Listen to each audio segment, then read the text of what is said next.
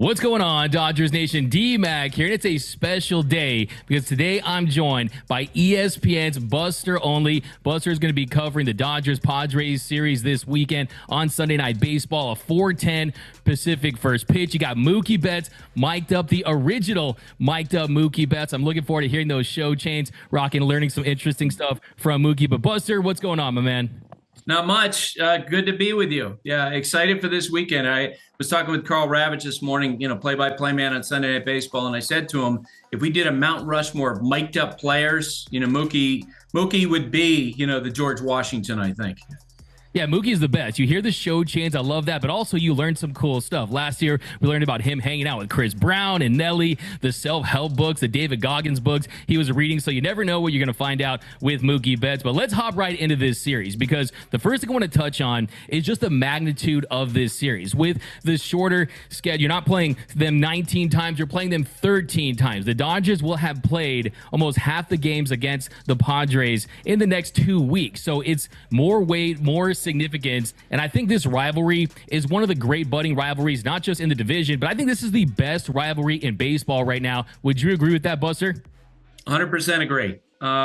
When you think back to, the intensity of the fans last year during the playoffs, the responsiveness to the players, Dodger Stadium, obviously the most attended ball games. And then down in San Diego, they probably right now have the most passion in any park that you'll see. A lot of excitement around that team. And I agree with you to highlight the number of games they play. I personally was one of the people who didn't like the change in the schedule. I like the division rivals facing each other a whole lot because there's less opportunity for these guys to chase down a Padres, chase down a Dodger team, and to play. So we get the opportunity of seeing one of those games. Yeah, and when you consider the battles that these two teams have had over the past few seasons, when you consider the star power that both of these teams have, they're battling for a World Series title, but also last season, the Padres, they slayed the Dragon. They beat the 111-win Dodgers team, a team that had won 22 more games than them in the regular season.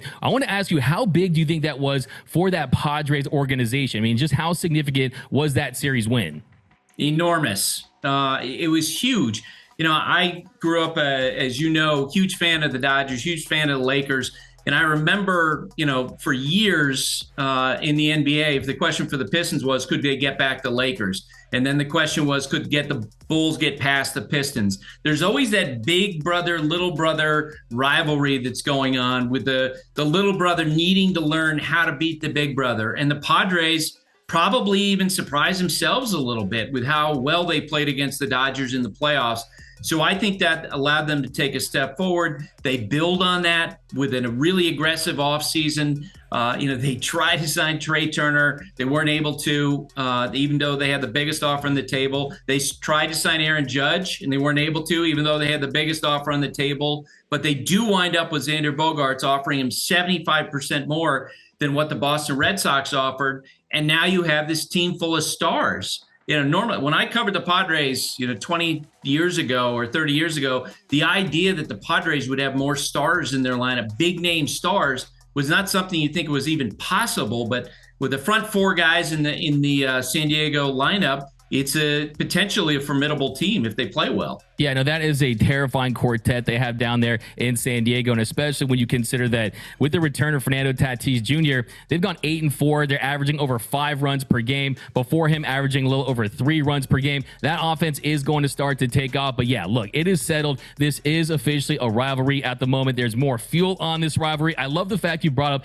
a basketball analogy because that's kind of how it feels for me. We know the Celtics and Lakers, that's the rivalry, but this almost feels like a Suns versus Lakers or a Kings versus Lakers, where as long as the Padres are contenders, this will be a rivalry, but it's not going to have that timeless feel like the Giants do. So it is officially a rivalry. I want to talk about this Dodgers team too. We're going to circle back to the Padres, but I want to get your thoughts on this year's Dodger team and how they've come out of the gates, because they were hovering right around 500. The bullpen was struggling. The starting pitching really wasn't excellent. The offense was a little boomer bust. Well, they really have taken off of late. They've won 8 of their last 10 games. They're coming off back-to-back sweeps, first the Cardinals and then the Phillies. What's your overall assessment of this Dodgers team early on? What do you like? Just kind of what are your first impressions of this year's Dodgers team? Yeah, it's interesting because if you were to measure them against the incredible success they had last year with 111 wins, you'd say, well, they're not as good as they were last year. But you know what? I think they're actually better than what people expected because of the fact, I mean, let's face it, they weren't aggressive.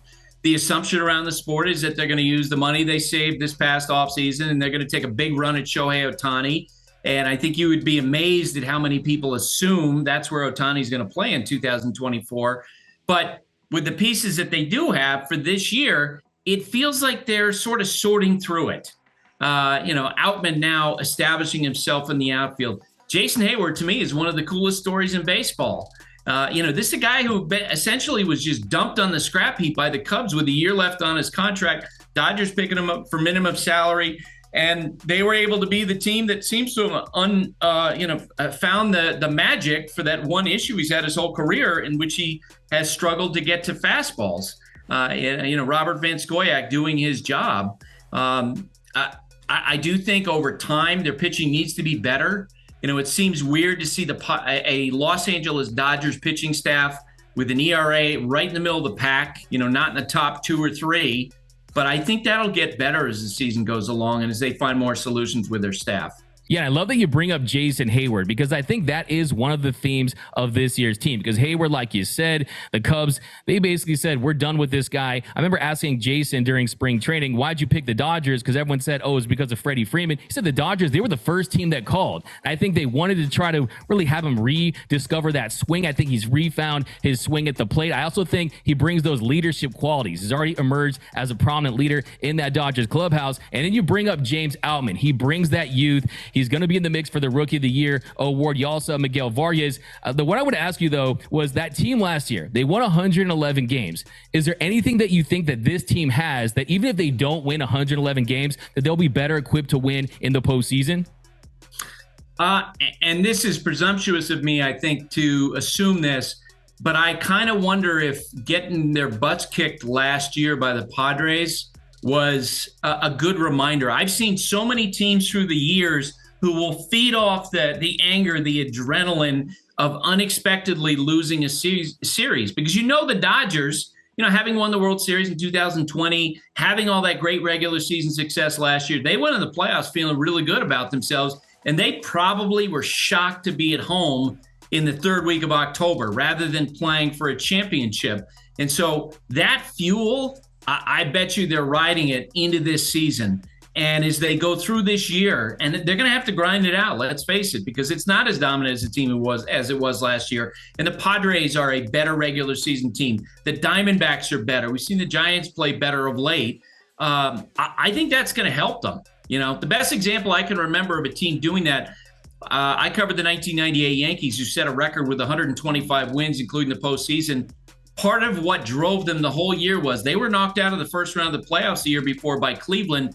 And it really pissed off the players all year. And I wonder if there'll be times during the course of this year in the playoffs where the Dodgers will benefit from what happened last year. I love that. So it's going to be a revenge tour season. Dodgers, they have the hit list. They got to cross off those names, and the Padres are right at the top of that list. But I want to talk a little bit about the Padres as well, because like we talked about at the top of the show, they have one of the most impressive, explosive lineups in the game. You make that trade for Juan Soto. You also added Josh Hader. Then this offseason, you bring in Xander Bogaerts. You sign him to an 11-year deal. They were trying to get Aaron Judge. They were trying to get Trey Turner. Peter Seidler is determined to win a World Series, but there are some concerns about their depth, about the 5 through 9 in their lineup. Their starting pitching staff, yes, they have some really good starters, but none of those top 5 guys. Do you have any concerns about that Padres team? If you had to point out a potential weakness, what would it be? I do think the pitching, and we've seen that early on. Although they've got some big names in that rotation, they, like the Dodgers, are in the middle of the pack with the ERA. Yu Darvish, having just signed that extension early on, it kind of reminds me of Max Scherzer right now. You have 2 older right-handers who've thrown a ton of pitches, compete like crazy. And early on, Yu Darvish's stuff doesn't look the same. Maybe over the course of the summer, he'll build some velocity and he'll get better. Getting Joe Musgrove back, and I think in order, is going to be a real key for them. That's why I'm excited to see what we see out of Joe on Sunday night, to see how that progress goes. They have to get better with pitching. There are a couple things about that that's interesting because clearly, I mean, we have seen over the years the Dodgers have been one of the most aggressive teams in baseball at the trade deadline, whether it's, to deal for Manny Machado, to deal for a Yu Darvish. In the last 2 years, the Padres have indicated they're all in. They're ready to do things. What I hear from rival executives is they really don't believe there's going to be that much quality available at the trade deadline. I've been told by sources, look, the Angels are not going to trade Ohtani. And then when you look at some of the worst teams in baseball that might potentially be sellers like Oakland, I had one executive say to me, who do you want on that roster? There's nobody on that roster that's actually going to be a difference maker. So in some respects, Dodgers, Padres, what you see might be what you get, what you have the rest of the year. As one executive said, you're going to need to find some solutions from within your organization. The Dodgers are better equipped, I think, in that over the course of 162 games. See, I find that very interesting because, of course, trade rumors are kind of the lifeblood of what I do. I love trade rumors. I need them to happen. But with the expanded postseason, with more teams in the mix, yes, you're going to see less talent really changing hands during the course of the season. But you did mention a name in Shohei Ohtani, and I would be remiss if I didn't touch on that a little bit. You said that you don't think the Angels will trade him during the season, and really things are starting to look up for the Angels. They're only a game out in the AL West. They're one game behind the Texas Rangers. But let's say they fall out of contention. Let's say they fall out of contention pretty badly, and it looks like the Angels might consider trading him. Do you think that if the Dodgers put together the best package, that Artie Moreno would consider trading Shohei to the Dodgers? Or do you think that that's just a non-starter because of who the Dodgers are? That doesn't matter if they give their top 50 prospects, that he would never trade him to the other team in LA? So there are a lot of layers that you just laid out, and I'll go through them one by one. At this point, I mean, the Angels are doing fine in the American League West. In that divisional context, I really believe changed by the events of last week when Urquidy goes down for the Astros. And then Garcia goes down for the Astros. Luis Garcia the other day with injuries that could turn out to be significant. 40% of their rotation out the window. So all of a sudden you look at the American League West, you know what? Angels have a real shot in that division. Considering how they're playing now. So in order for them to be into a position where they would not trade, or they would have traded Ohtani, you laid out, let's say they totally collapse. At this point, with only 3 months to go before the trade deadline, what would that mean? Going 20-60? I just don't see it. The division is so, at this point, compacted. The Rangers are better. The Mariners, were good last year. The Astros will be competitive and maybe repeat as champions, but I don't think there's a dominant team out there. So I think the Angels are going to hang in there. I also think that Artie Moreno, it would take a lot of guts on his part to trade Ohtani because let's face it, if Ohtani gets the end of the year and stays with the Angels and he walks away as a free agent, Artie's kind of free and clear. Hey, you know what? That was Ohtani's decision. On the other hand, if he's the guy who delivers Shohei Ohtani, the greatest two-way player in the history of baseball, he's going to be remembered like Harry Frazee, the guy who delivered Babe Ruth out of Boston.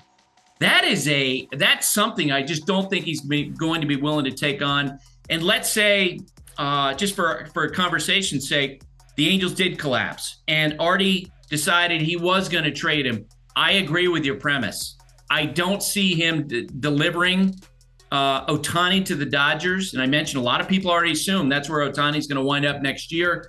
I think the Mets would make a really competitive offer. Their owner, Steve Cohen's very much in it, and they've got position players. And unlike the situation with Ohtani's free agency, he would have no control over who he gets traded to in the middle of the season. I think the Mets would probably create a good option for the Angels if they were to market Ohtani. But I've been told he's not being traded. Very interesting. And you mentioned Harry Frazee. Hey, he had to get some money for that Broadway show, No Known to Net. Okay, so he had to get that deal done to get some money for that. But one more Ohtani question, I promise you. Do you expect the Dodgers to go all in on him this offseason? I do. And I expect the Mets to go in on him all offseason. We talked, and I'm sure you've talked a lot about the Dodgers and how they structured some of their offers this past offseason, 1-year deals with guys like J.D. Martinez, picking up a Jason Hayward in part to create some payroll flexibility to go after Ohtani.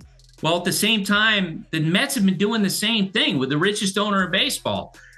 They have the two highest paid pitchers in the history of baseball in terms of average annual salary, Max Scherzer and Justin Verlander. But both those guys are on short-term deals. And I think that they will be in a position to throw a huge offer at Ohtani. And in watching sort of the storm clouds gather off in the distance for this to go down, I keep thinking back to the bidding war between the two teams over Trevor Bauer, right? Where it looked like the Mets were going to sign Bauer, and they felt like they had advantage. And all of a sudden, the Dodgers swooped in. And there were people involved in that bidding who absolutely thought it came down to a little bit of a, who's the biggest billionaire between Mark Walters and Steve Cohen.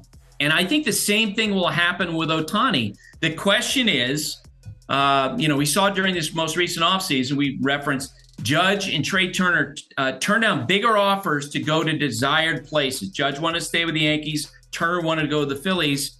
The question is, will Ohtani, if the Mets throw out a ridiculous number, $600 million plus, which I think is possible, would the Dodgers chase that number? And does it matter for Ohtani? None of us thought that he was going to wind up with the Angels the last time we were around. And I can't say that I have a feel for where he's going to go, but you know what? It's going to be fascinating to watch during the course of the wintertime. $600 million for a player that could be the MVP and the Cy Young Award winner. And like I've been saying, if he wants to go to New York, we'll just move the Dodgers back to Brooklyn if that's the case. Okay, we have Ohtani in Dodger blue. But one more trade angle I want to take is talk about the Chicago White Sox team, because this White Sox team, they have been plummeting. You've seen a disgruntled fan base. If you look at their playoff odds per Fangraphs, it was at 30.5% before this season. That number is down to 4.2%. Pacoda has their playoff odds down to 3.2%. They have the second worst run differential in Major League Baseball at -66. Now, they have a lot of pieces on that team. Tim Anderson is back from injury. The Dodgers might consider adding a shortstop. You got Lucas Giolito. He's a local kid from Harvard Westlake. You got Liam Hendriks, who hasn't pitched, but he is going to be back. Do you expect the White Sox to be sellers? And I'm having a hard time getting a read on that because their owner of the team is such an X factor, Jerry Reinsdorf, who actually I met when I was 15. And the reason why we met was because he saw me wearing a Dodgers cap. I went to the same high school that his son did. I was wearing a Dodger cap. And so 15-year-old me, not having any idea who Jerry Reinsdorf was, said, are you a Dodger fan? And he goes, I was a Dodger fan. He was a huge fan of the Brooklyn Dodgers growing up. He is known as the most loyal owner in baseball. He's also in his mid-80s. Do we think that he's going to blow up his team entirely in mid-season and essentially signal a 3 or 4 year rebuild? I don't know. They need to keep Tim Anderson. You could trade Tim Anderson, and a team like the Dodgers absolutely would make sense. Maybe on a short term, the Braves might make some sense.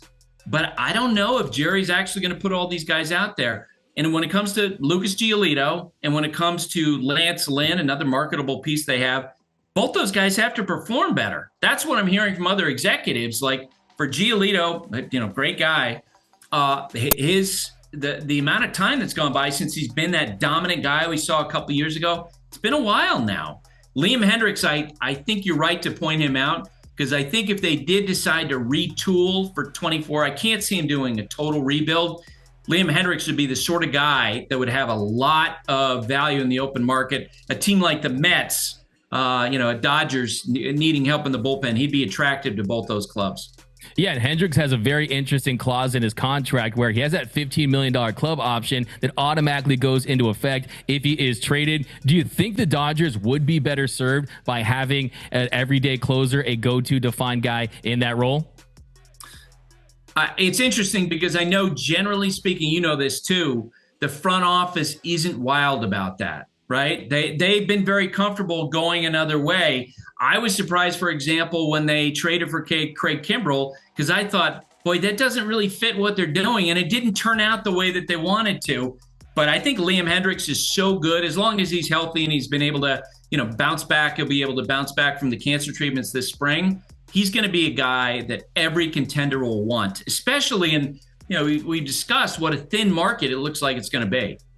Yeah, he brings that fire. He brings that passion. Yeah. Dave Roberts having that push button bullpen, a guy you can trust there. I like the idea, so I'm very high on that. So a few more questions, and I'm going to get you out of here, Buster. So I'm going to circle back to this Dodgers versus Padres series, which you're going to be covering this Sunday on Sunday Night Baseball, first pitch, 4:10 Pacific. We talk about the top four in each team's lineup. You got some of the best hitters in the game. When you're talking about Xander Bogaerts, you're talking about Juan Soto, Manny Machado, you're talking about Fernando Tatis Jr. Then you look at this Dodgers lineup, got Mookie Betts, Freddie Freeman, Will Smith, and now a Max Muncy, who's looking like a legitimate MVP contender early on. If you had to go with one of those two top fours, who you going with, Buster?